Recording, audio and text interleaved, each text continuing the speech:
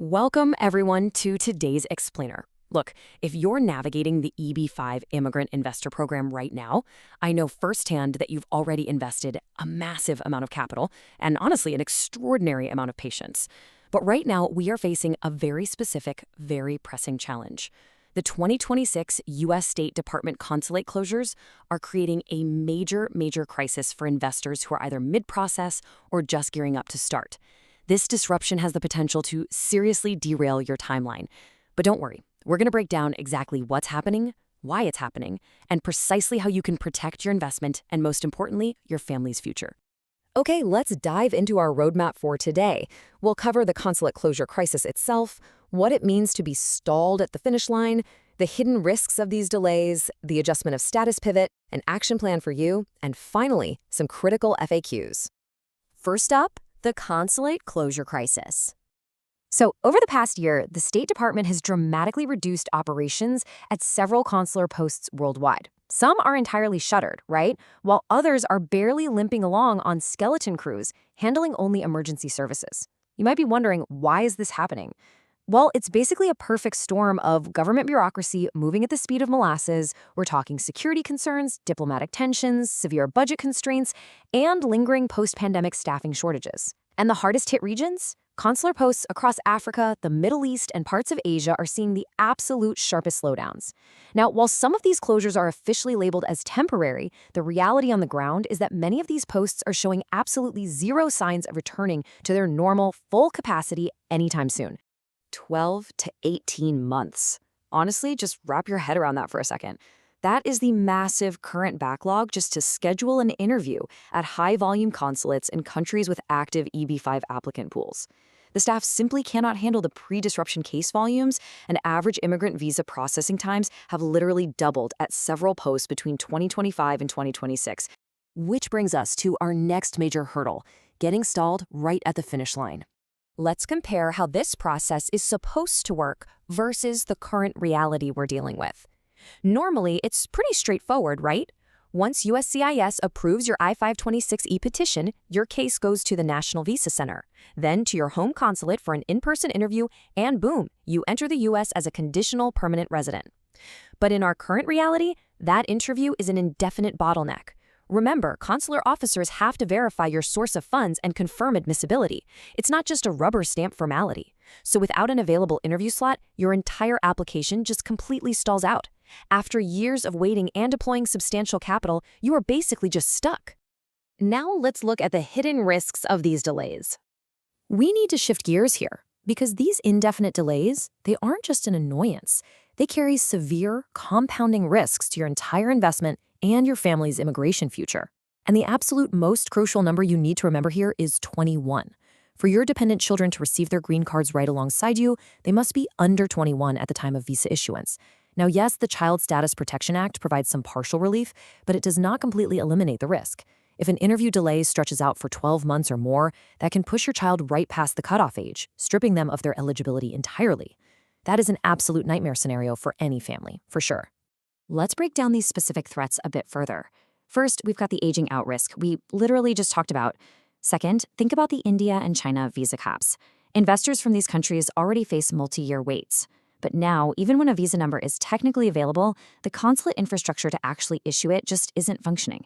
So the gap between priority date movement and actual visa issuance is widening.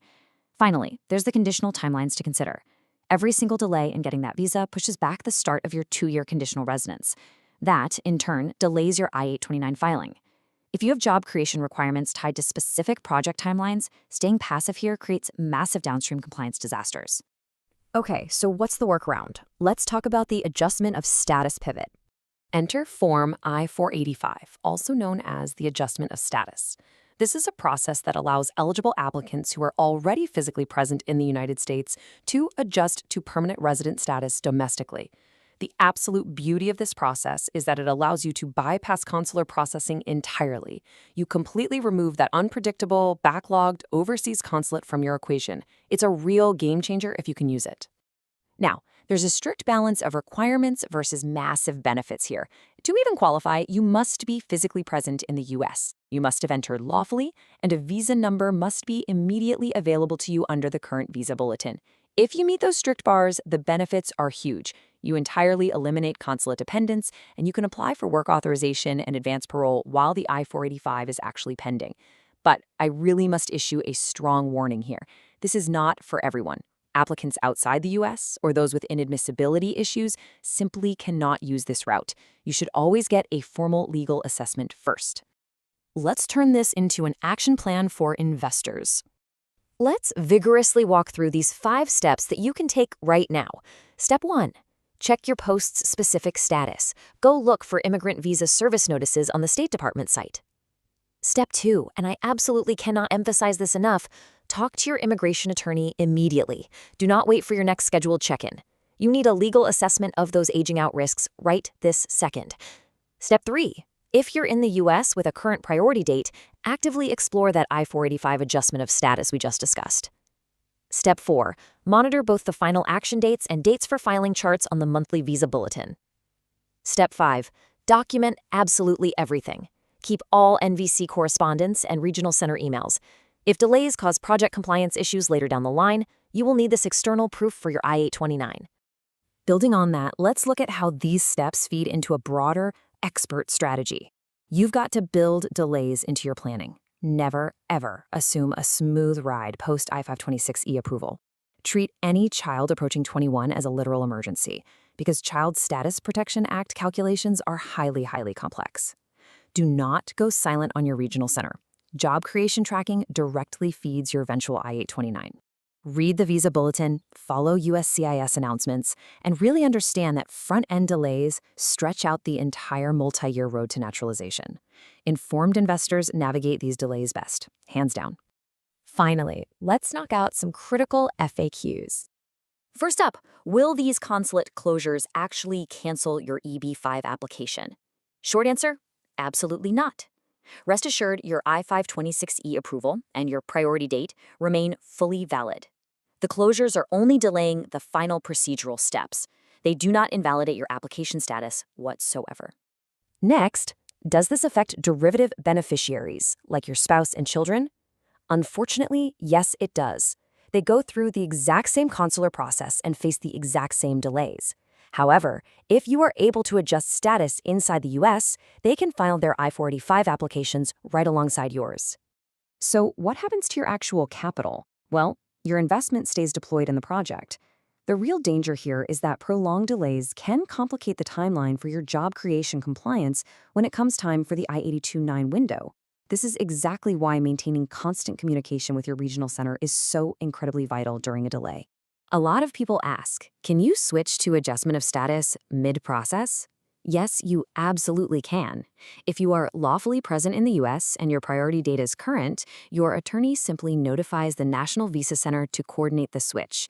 It's a highly effective midstream pivot. But is adjustment of status always better? Objectively, no, not always. It's only an option if you meet those very strict requirements of U.S. presence and current visa availability. If you don't qualify, consular processing remains your only route, and you'll just need to plan for those longer timelines.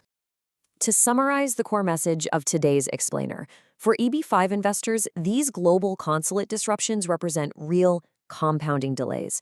It takes strategy and it takes early action. But the EB-5 program remains one of the most reliable pathways to U.S. permanent residency. These closures are a serious complication, yes, but they are definitively not the end of the road if you manage them strategically. I'll leave you with this to think about. Knowing the hidden risks of a stalled interview, what is your immediate next step to protect your immigration timeline today? Don't wait passively. Pick up the phone, contact your attorney, and take control of your EB-5 journey. Thank you so much for joining me for this explainer, and we will catch you next time.